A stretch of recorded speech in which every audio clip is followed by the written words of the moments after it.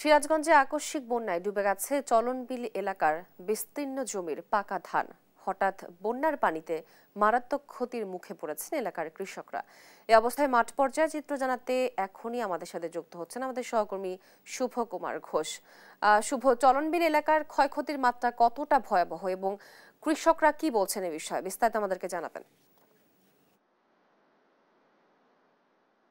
এই শস্য ভান্ডার খ্যাত এই চলনবিলে এই বছরে কিন্তু যে আগাম বন্যা হয়েছে, সেই আগাম বন্যায় হাজার হাজার বিঘা জমির ফসলি জমির কিন্তু ধান, যেটা বোরো ধান, সেই বোরো ধান প্লাবিত হয়েছে। এই বোরো ধান প্লাবিত হওয়ার ফলে যে কৃষক তারা তড়িঘড়ি করে কিন্তু তারা ফসল তোলার চেষ্টা করেছেন, কিন্তু তারা সেইভাবে ফসলগুলো তুলতে পারেননি।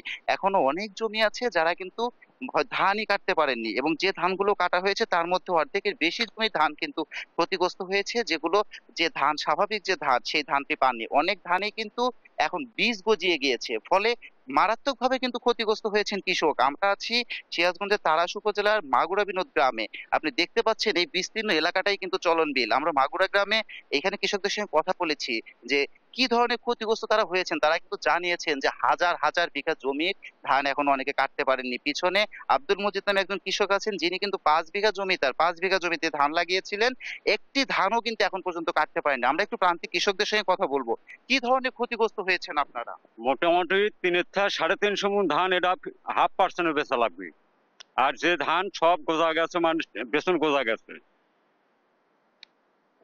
হ্যাঁ, প্রচুর পরিমাণ ক্ষতি প্রচুর হয়েছে পরিমাণ ক্ষতি হয়েছে। আমাদের যে ক্ষতি হয়েছে, ক্ষতিটা আল্লাহ তাআলা গজব দিতে বলতে পারতেছি না। আমাদের যে ক্ষতি হয়েছে, আমার এক ভাই ধান কাটতে পারেনি আজ পর্যন্ত, আমার মেজো ভাই ধান আজ পর্যন্ত বাইর তুলতে পারেনি। খুব দুঃখজনক বিষয়, আমাদের ধান আজ পর্যন্ত বাইরে নিতে পারেনি। আমার ভাই শরীরটা দেখলে আমার ভাই মনে হয় ওখানে স্ট্রোক করে মরে যাবে।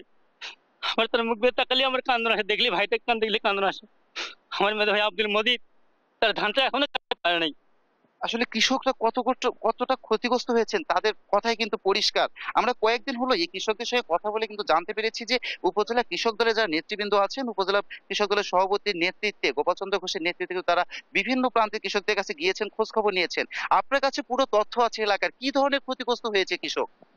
এইখানে কৃষকের ক্ষতির পরিমাণটা এতই ব্যাপক যে কৃষকদের কাছে যাওয়াই যাচ্ছে না, তারা কান্নায় ফেটে পড়তেছে। আমরা কৃষক নেতা, আমরাও দুঃখিত, আমরা এদের সাথে ব্যথিত।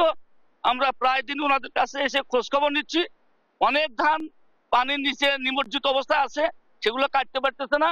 যেগুলো কেটেছে সেগুলো সে ধানের ভিতরে চারা গজিয়ে গেছে, তাদের অবস্থা অত্যন্ত নাজুক। আমরা সরকার বাহাদুরের কাছে ইতিপূর্বেও দাবি করেছি যে আমাদের কৃষকদের যেন এই চলনবিলবাসীর বা এই চলনবিলের কৃষকদের যেন ক্ষতিপূরণ দেওয়া হয়, এবং আগামী দিনে এই আবাদ বদল ঠিক মতো করতে পারে সেজন্য কৃষি উপকরণ যা কিছু দরকার সেটা দিতে হবে। আমি তাড়াশ উপজেলা কৃষক দলের সভাপতি ডাক্তার গোপাল চন্দ্র ঘোষ, আমি সবার পক্ষে থেকে সরকারের কাছে দাবি করছি, সরকারকে কৃষকদের বাঁচিয়ে রাখতে হবে। ধন্যবাদ আপনাকে। উনি কিন্তু যেমনটা বলছিলেন, আমরা কথা বলেছি কিন্তু এখানে যে কৃষক উপজেলা সহকারী কৃষি কর্মকর্তা আছেন তার সঙ্গে, উনি এখানে উপস্থিত আছেন। আমরা একটু কথা বলবো তার সঙ্গে যে কি ধরনের ক্ষতিগ্রস্ত হয়েছে কৃষক এবং আপনারা কি কি পদক্ষেপ নিচ্ছেন। ধন্যবাদ। আপনারা জানেন এটা চলনবিল অধ্যুষিত এলাকা। এই মাঠটায় অধিকাংশ ধান পূর্বেই কাটা হয়ে গেছিল, কিছু ধান এখানে ছিল, সেই ধানগুলোতে হঠাৎ করে পানি আসার কারণে এটা নিমজ্জিত হয়। বর্তমানে পানি কমে গেছে, কৃষকরা ধান কাটতেছে এবং আমাদের ছুটি বাতিল করা হয়েছে। আমরা সার্বজনীন কৃষকের পাশে আছি এবং কৃষকদেরকে কম্বাইন হারভেস্টার যেন ব্যবহার করে সে বিষয়ে তাদেরকে আমরা কম্বাইন হারভেস্টারের ব্যবস্থা করতেছি। ধন্যবাদ সবাই। ধন্যবাদ আপনাকে। কৃষকরা কিন্তু অভিযোগ করেছেন যে যে প্রণোদনার যে হারভেস্টার দেওয়া হয়েছে কৃষকদের, সে যারা পেয়েছেন তারা কিন্তু 5 থেকে 6 হাজার টাকা পর্যন্ত এই ধান কাটার জন্য দাবি করেছেন, তারপরও কিন্তু যথাসময়ে তারা এই হারভেস্টারের সাপোর্ট গুলো পাননি। এবং এই চলনবিল যে খাদ্যশস্যের একটা ভান্ডার, সেই ভান্ডারে কৃষকরাই কিন্তু বারবার ক্ষতিগ্রস্ত হন। কখনো আগাম বন্যা, কখনো বন্যার পানি নামতে দেরি হলেও কিন্তু তারা ফসল ফলাতে দেরি হয়। এই ছিল আসলে সিরাজগঞ্জের চলনবিল এলাকা থেকে আমার কাছে সর্বশেষ তথ্য।